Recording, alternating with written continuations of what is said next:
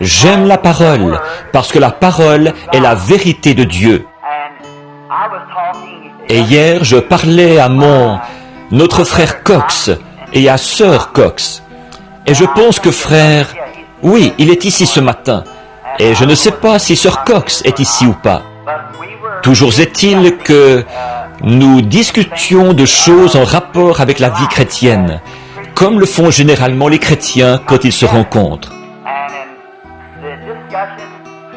Et au cours de cette discussion, il a été question de ceux qui parlent contre d'autres concitoyens du royaume.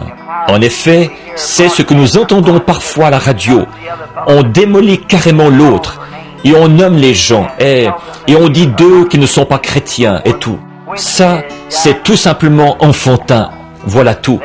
Ce sont des enfants, simplement. Nous devrions être des adultes, c'est vrai. Et donc, des adultes, ça ne parle pas comme ça. Mais nous parlions, et frère Cox et moi, et j'ai dit, eh bien moi, j'ai pris la ferme décision dans mon cœur de prêcher contre le péché. Seulement contre le péché. Je le dénonce, et c'est tout. Quant à savoir à qui c'est destiné, c'est Dieu qui peut diriger cela où ça doit aller.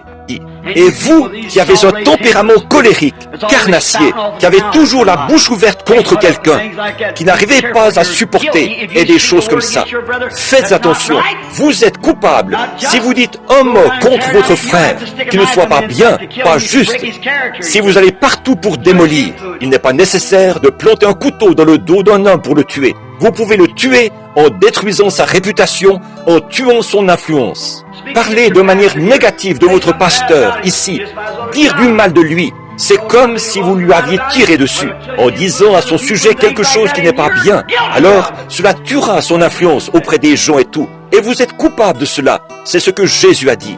Maintenant, écoutez, pour voir où Paul voulait en venir ici. J'aime cette vieille Bible. Elle remet dans la bonne voie. Regardez, regardez bien ici, errant, comme c'est loin de sa prière, quand il a prié que, à ceci, tous connaîtront que nous sommes ses disciples, que nous avons de l'amour les uns pour les autres. Et au lieu de cela, nous nous disputons, nous nous méprisons, parce que nous ne sommes pas d'accord sur certaines choses. Nous allons et nous nous accusons mutuellement, voyez ? Alors que, tout en prétendant que nous sommes chrétiens, je connais des gens qui prétendent être remplis du Saint-Esprit, qui sont coupables de telles choses, qui vont et qui disent vraiment des choses méchantes sur d'autres chrétiens, alors qu'ils ne devraient pas faire ces choses.